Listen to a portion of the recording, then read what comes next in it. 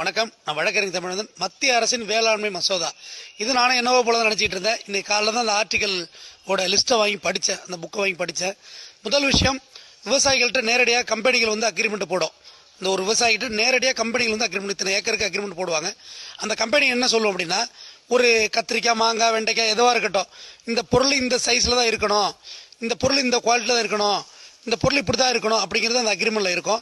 அது போக அந்த விவசாயம் செய்கிறது அட்வான்ஸாக ஒரு தொகை கொடுப்பாங்க. ஒரு மினிமம் தொகை உங்களுக்கு அட்வான்ஸாக வழங்கப்படும். அதை வச்சு நீங்கள் விவசாயம் பண்ணணும். விவசாயம் பண்ண முடிச்சுட்டு டேரெக்டாக அவங்களே வந்து உங்கள்கிட்ட பர்ச்சேஸ் பண்ணுவாங்க. பர்ச்சேஸ் பண்ணிட்டு உங்கள்கிட்ட வாங்கிட்டு அந்த பொருளை கொண்டு போவாங்க. அப்போது 10% தொகை உங்களுக்கு கொடுக்குறேன்னு சொல்கிறாங்க. அதாவது 100 ரூபானா 10 ரூபா விவசாயிக்கு கொடுப்பாங்க. அந்த தொகைக்கு அட்வான்ஸ் மாதிரி ஒரு தொகை கொடுப்பாங்க.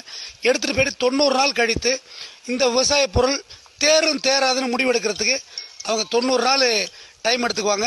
90 நாள் கழித்து தான் அந்த முடிவை அவங்க சொல்லுவாங்க. உங்கள் பொருள் தேராதுன்னா ஆட்டோமேட்டிக்காக அந்த பொருள் ரிஜெக்டட் ஆகும்.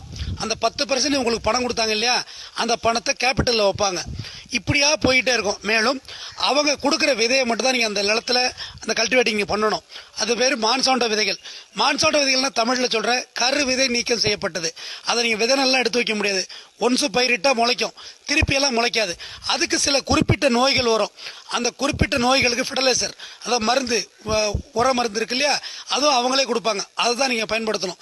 வெளிலேருந்து வாங்கி போட்டுலாம் பயன்படுத்தக்கூடாது. இது போக செஞ்சு அந்த பொருள் நிராகரிக்கப்படும் போது அந்த 10% கேபிட்டல் வைக்கிறாங்க இல்லையா, மறு ஆண்டு விவசாயம் பண்ணவங்களே மறுபடியும் உங்களுக்கு அட்வான்ஸ் 10% கொடுப்பாங்க. அதை வச்சு நீங்கள் விவசாயம் பண்ணணும். இப்படியா போயிட்டே இருந்து தொடர்ச்சியாக 10 ஆண்டுகள் உங்களால் அந்த ஈல்டை கொடுக்க முடியலைன்னா உங்களால் எம்ஓடின்னு சொல்கிறாங்க, மார்ட்கேஜ், அடமான பத்திரத்துக்கு உங்கள் இடம் போகும். அதுலேயும் மீட்க முடியவில்லை என்றால் உங்களிடம் சேல் டீட் ஆகும் ஆட்டோமேட்டிக்காக. இதுதான் இந்த வேளாண்மை மசோதா சொல்கிற சிம்பிளி தாட். இது வந்து பல கட்சிகள் இதை வந்து புரிஞ்சு சொல்கிறாங்களா, சொல்லாமல் இருக்காங்களா தெரியல. இந்த ஆக்டை வாங்கி படித்தாலே இதுதான் தெளிவாக இதில் இருக்குது. இதை வச்சு நீங்கள் எதுவுமே பண்ண முடியாது. டோட்டலாக இது ஒரு விதமான விவசாய அழிப்பு, நம்ம மீது நடத்தப்படும் பயோவார். இதை நிச்சயமாக 100% எந்த நாட்டிலும் பயன்படுத்த முடியாது.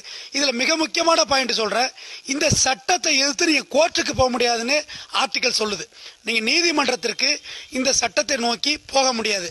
மேலும் மாநில அரசு இந்த சட்டத்தை எதிர்த்து போகக்கூடாது. இப்போ உதாரணத்துக்கு தமிழ்நாட்டு முதலமைச்சர் இந்த சட்டத்தை எதிர்த்து நீதிமன்றம் போகணும்னா கண்டிப்பாக போக முடியாது.